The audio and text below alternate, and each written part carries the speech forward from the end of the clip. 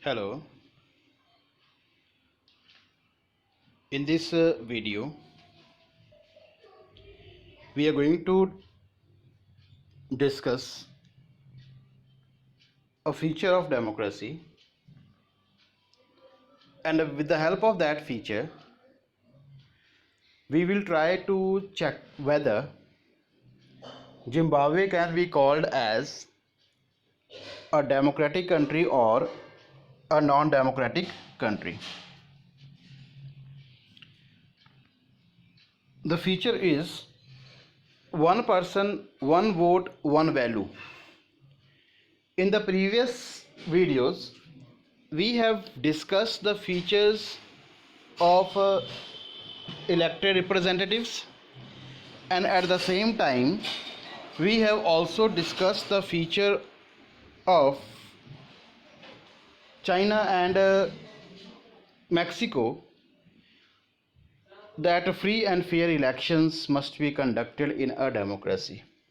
If that is not, the country cannot be called a democratic country. So this feature first we will be discussing. After that we would be comparing it with some of the countries to prove whether those countries can be called as democratic or non-democratic. So the feature is one person, one vote, one value. It means that every citizen in a country must have one vote, and each vote must have one value. All the citizens in a country must be having one vote, that is the adult citizens. Adult citizens are those who have attained the age of 18 years.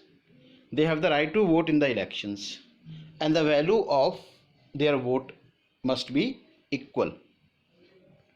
So in a true democracy there must be universal adult franchise. In your class 8th you have studied this universal adult franchise, and we were defining universal adult franchise as one person, one value, and one vote. It means all the people above the age of 18 years, they has the right to vote, and the value of each vote is equal. That is universal adult franchise. Now people, they have the right to vote without any discrimination on the basis of gender, on the basis of color, race, caste and class, and the value of each vote must be equal. All the votes must be counted. The person who gets the maximum number of votes must get elected in a democracy. There are many countries where such feature is not followed. There are countries where such features are not followed. Means the feature of one person, one vote and one value is not followed. So these countries are Saudi Arabia. In Saudi Arabia, women, they are not having the right to vote.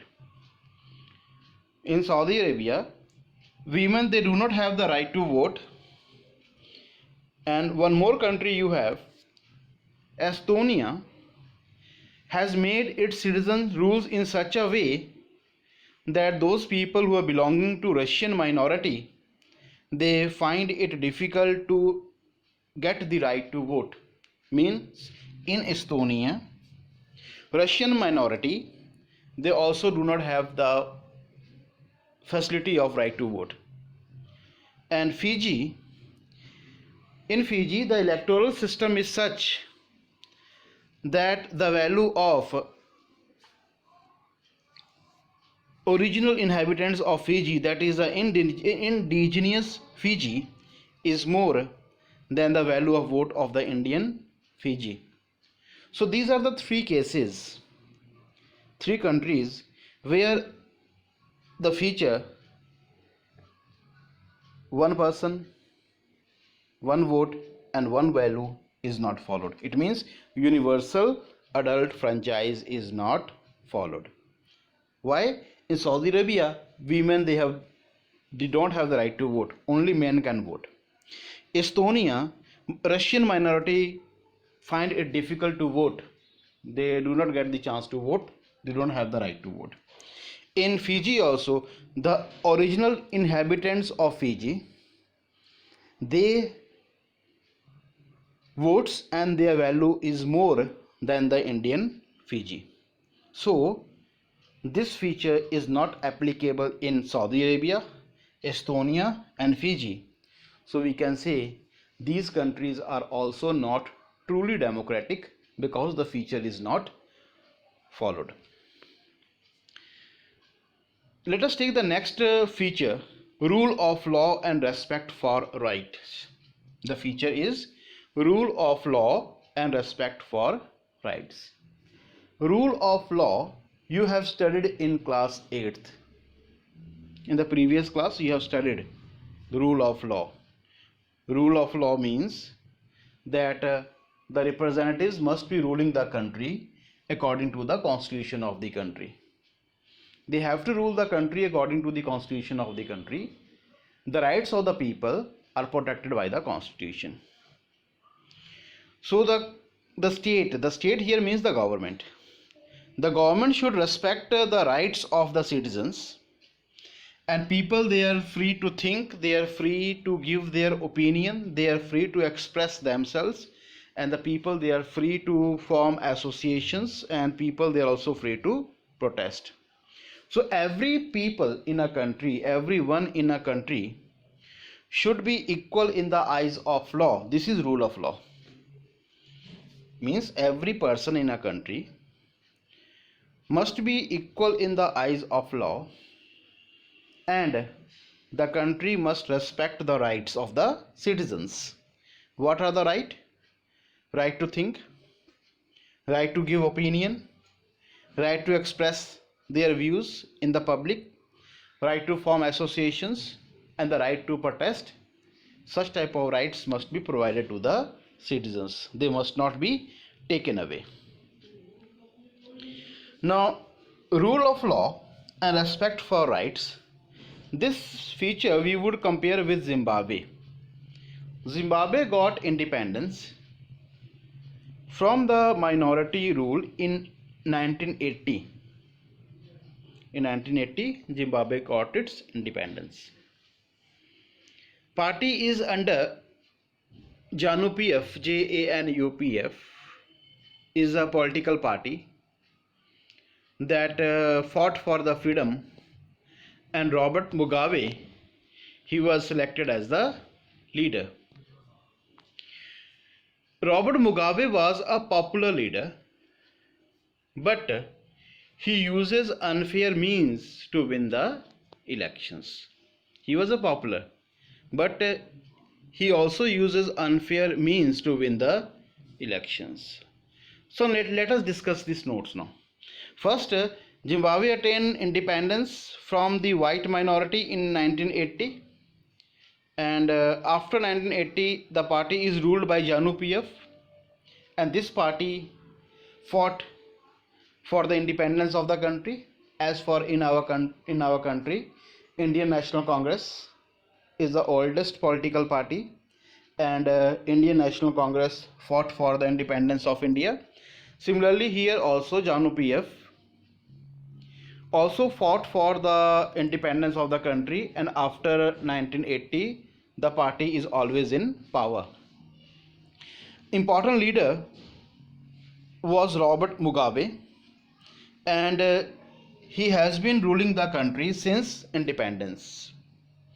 Now elections is always held in a regular manner, and this election is always won by JANU-PF, the political party. The president Robert Mugabe is powerful, it is popular, but it uses unfair means to win the elections. He is a popular leader, but he uses unfair means to win the elections. What has he done? He has changed the constitution and increased the power of the president and make him less accountable. It means the constitution has been changed, and the power of the president is increased, and president is not answerable to the people. He is less accountable to the people. The opposition parties are not allowed to function in a free manner, means right is not given to them. The workers are harassed, their meetings are disrupted, and the law is also there, and the law says that nobody can criticize against the president. People, they cannot give their views, they cannot give their opinion, they cannot protest against the government. And TV and radios, they are operating in Zimbabwe, but they are controlled by the government. They are not free to express their views. They only bring out those views, those news which favors the ruling party. There are some of the independent newspapers, but government does not allow those newspapers to function in an independent manner. They has imposed various restrictions on those independent newspapers. The journalists who are against the ruling party, they are harassed by the political party. Now, the government has also ignored some of the judgments that are given by the court, which is against the political party. It means if the court has given some of the judgments against the political party, JANU PF has ignored those judgments also. Now, when we hear this all things, these case studies, when we hear these all cases, instances, examples in Zimbabwe, where people, they are not having freedom to express, the media is not having freedom to bring news, the newspapers, they are not allowed to function properly, people, they are not allowed to form associations, they are not allowed to protest, they are not allowed to involve in movements. It means that rights of the people are not granted to them, and the constitution are also not working according, the government is also not working according to the constitution of the country. So there is no rule of law. So we can come to the conclusion that Zimbabwe is also a non-democratic country. So this is all about the chapter. We have covered the entire chapter. You are supposed to go through the videos again and again and understand the chapter properly. I hope this would be very beneficial for your further studies. Thank you.